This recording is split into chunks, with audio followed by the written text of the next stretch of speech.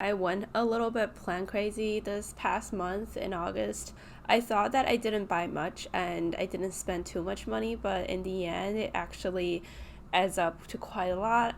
And I didn't want to do any kind of haul videos on my channel because I thought it promotes this instant gratification of buying and hoarding nonstop.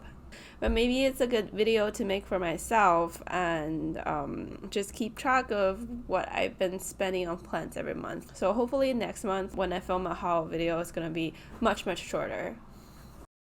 The first thing I'm going to do is open this cutting box.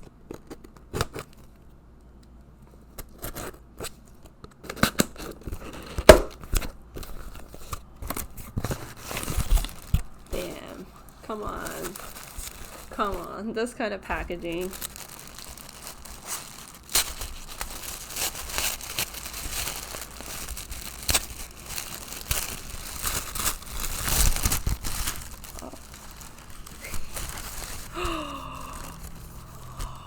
Look at the size of this.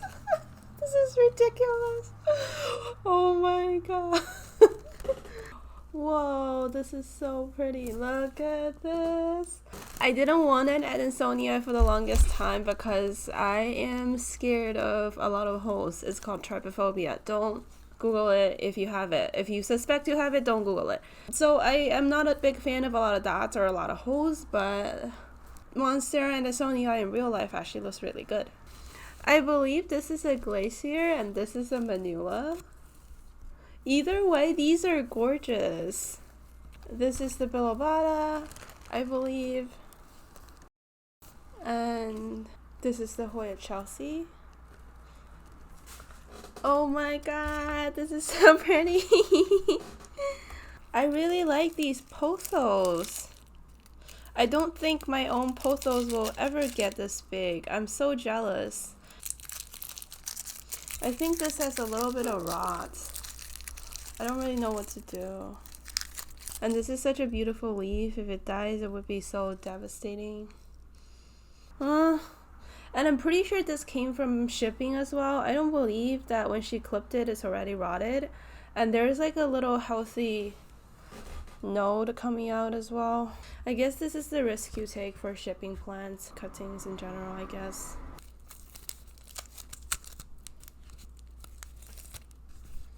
Yeah, the Hoya, I'm just gonna throw it into a bag of moist soil and perlite and propagate it that way.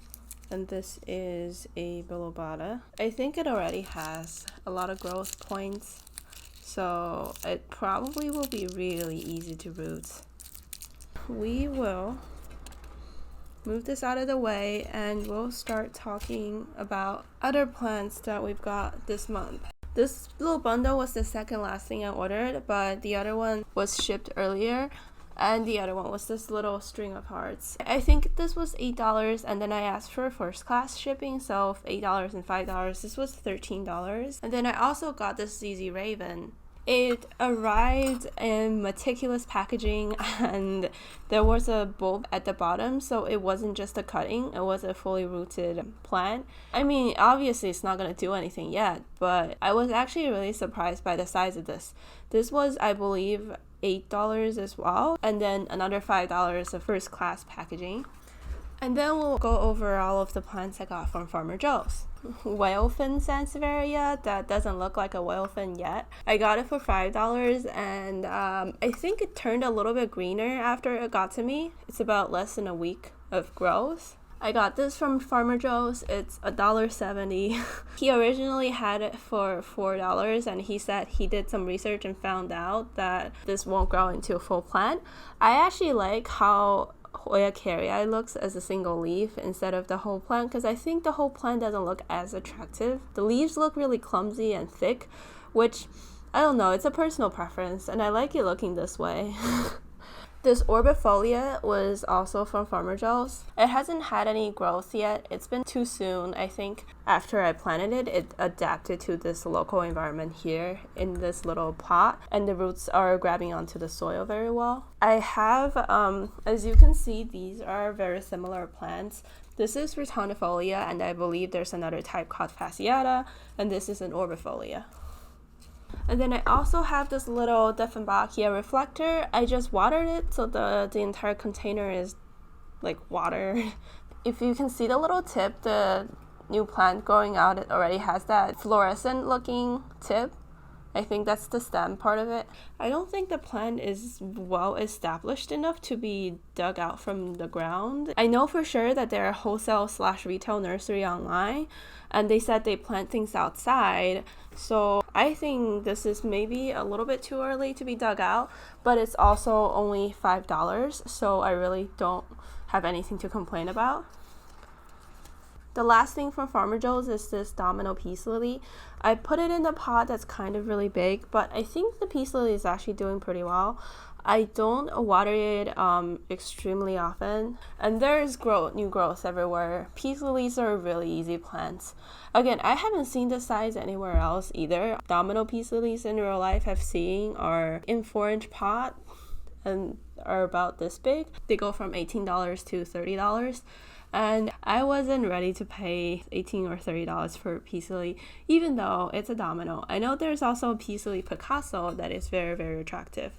So these are the items from Farmer Joe's, and regarding buying from him, it's actually really controversial right now because some people had really good experience like I did, and other people had extremely bad experience. What I think, he provides plants at extremely good prices.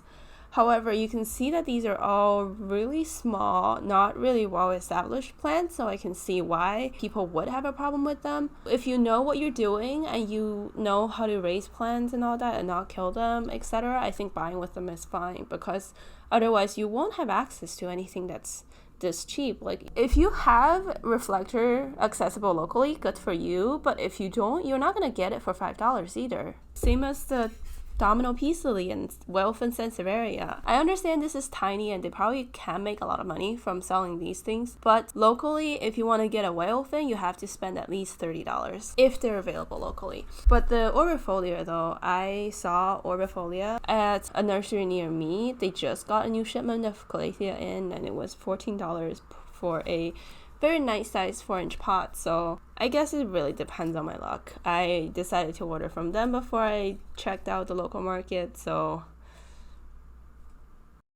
there are several things in the background that I forgot to mention. This is a Dieffenbachia, and I forgot the variegation name, but this is from one of my favorite nurseries. They're flower and plant outlets, so they have extremely good prices as well, and this big thing was $8. I really like the foliage. I think the foliage is super attractive. I've been to the nursery twice. The first time I was attracted, I didn't buy it, but this time I decided to get it because, again, it's only $8 and it's such a nice size. It has growth all over the places and it's so attractive. I think if you have family members in the military, this is such a nice gift because it's fast growing, it's attractive, it has this cameo pattern, and it's easy to take care of. Another plant from the same nursery is this Silvery. I think on the same day I went to at least 4 or 5 different nurseries across, I think 50-60 mile distance, and I saw Silvery the first time in the city. I think it was $9.99. The second time I saw it in a little plant shop in a really suburb area, and I think it was $7.99-ish, and I still didn't buy it. I liked it so much, but I didn't buy it, and it paid off because the third time I saw it that day, it was at this plant outlet and it was $4.99. This is the best price I've found so far for Silvery. I'm extremely impressed with this plant.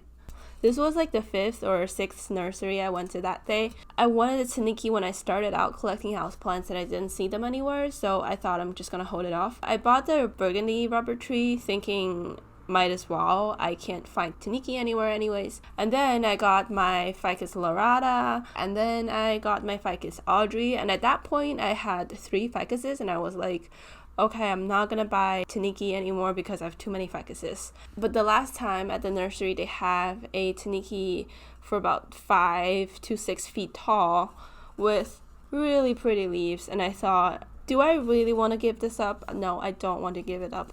So I brought this home anyways. This I got recently from Urban Jungle in Philly. Just look at this, look at the leaves. I think it might be a little bit root bound because the smaller leaves coming out are all very tiny. I haven't figured out what to do with it yet. I'm going to put it in a pot and probably use a much barkier mix for this plant. I'm not a big fan of the very condensed soil anymore, and I got it from Urban Jungle for $22. I picked it up immediately because I've seen people selling these things on Facebook. They jack up these prices so much. They sell this for $40 and they sell a cutting of like 2-3 leaves for $10. So when I saw it in real life, I was like, $22.99 is too good of a price to pass up. However, on Sunday I went to New Jersey and I went to one of the biggest nurseries there, and it turned out they have this exact same plant for I think $16.99 or $17.99. There's your comparison. City prices versus non-city prices. One of the earliest plants that I got, and guess how much I got it for? This is a full 6-inch pot. This is what it grew after it got to my home. It started growing new shoots from the base, so there's actually a lot of new growth at the bottom as well. This plant is amazing. I didn't even think about it when I got it. I go to this wholesale nursery in Gettysburg, and they have plants that are just amazing prices. This is the second time I went to that nursery, and I was like, I'm not gonna buy anything this time. They only have common plants. I saw it on the floor. It was with other Marantas that I didn't really like. And I asked the lady how much this was, and she looked at it. She was like, oh, this is $12.50. Can you believe it? Look at the size. I've seen it once before at New York Flower Market. I think it was the same pot size, maybe even smaller, like the 4-inch pot, and they sold it, I think, for $25. This is Calathia Rotundifolia. You don't see it everywhere you go. It's not like you want a Rotundifolia, you go out to your nursery nearby, you get a Rotundifolia. It's not like that. You have to like look for it and hunt for it. So we are saving the best ones for the last. Look at this. This came as a tiny node with this leaf and this leaf barely unfurling, and it arrived I think early August. Since then it put out a complete new leaf, and I think it has more leaf coming out this way. I didn't get the hype for these at all. This is a mini Monstera or Raphidiphora Tetrasperma. This is from I guess a traditional one that is not tissue cultured. I don't really get the difference. I don't really care about the difference, but the traditional ones are more expensive because people got them more expensive. And I paid for that little node with a leaf for $10, and now I have 3 leaves. I am so excited for this. I didn't get the hype at all, and now looking at this, growing it is so satisfying. I completely understand why people like it now. And to be honest, I've had my juvenile Monstera for a couple months, and I don't have a single fenestrated leaves yet. So this is the first plant that I have fenestrated leaves on, so it's even more special to me. And the last plant I'm going to talk about is sitting in this terrarium. Normally I have a piece of plastic to cover it so that it's in an almost enclosed environment with extremely high humidity. And when I got it, it was a tiny node, but look at it now. And yes, this is a pink princess philodendron. I got this from Jeff from Plants for $10 or less, and it came as a tiny node as well. And over the last month, it grew a leaf and a half, but no roots yet. So I'm going to keep it in the little terrarium for longer until it can grow on its own. But yeah, this is my $10 pink princess philodendron. It has a little bit of splash as the leaf is growing bigger, and I'm looking forward to more splash. I moved it to a brighter spot so that I don't know if it'll encourage photosynthesis and encourage variegation. I don't know anything about pink princesses. I just bought a node because I thought it was fun. I have been on a purchase ban since I think last week. I think my last order was this variegated string of hearts, and after this I gave myself a hard ban. I am going to International Aeroid Society's show and sale in Florida in September. I think it was on September 21st, and I'm not going to buy anything until then. So yeah, hope you enjoyed the video. If you like plant content, feel free to subscribe. I'm trying to get onto a consistent posting schedule, but I've been having problems with my commitments. I am not going to buy any plants before IAS show and sale in September, hopefully.